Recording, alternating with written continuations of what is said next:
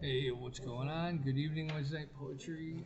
This is Bear Wolf, propaganda poet, stuck up here in the cornfields in the West still, but I'm working on a plan to get out.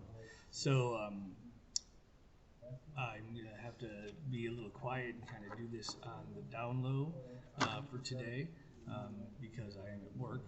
But when the patron saint of internet poetry calls you out, you answer the call because that's just how that works. So poems about fruit. I have one micro poem and then one short prose poem.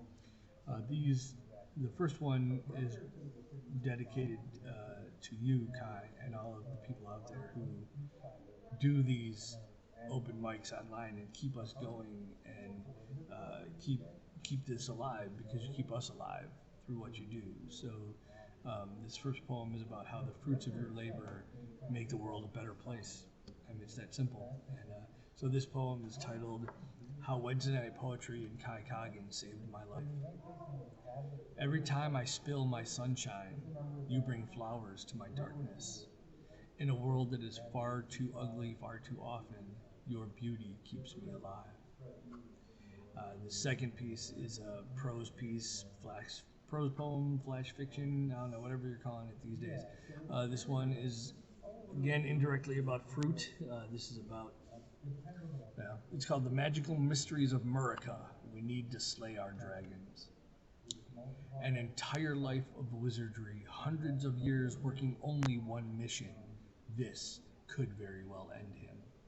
His comrades fallen, Lewinrander stood alone, facing the very gods that had forsaken them all.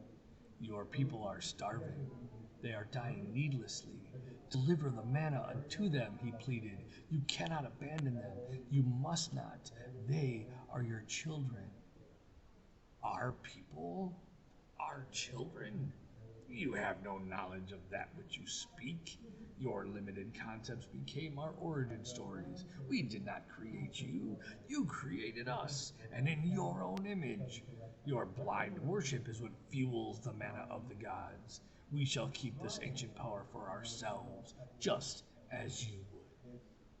Focusing on the wizard, they were unaware of his invisible fairy dragon familiar. Alas, she took what she had come for, the manna of the gods, the very reason she had even been there all along.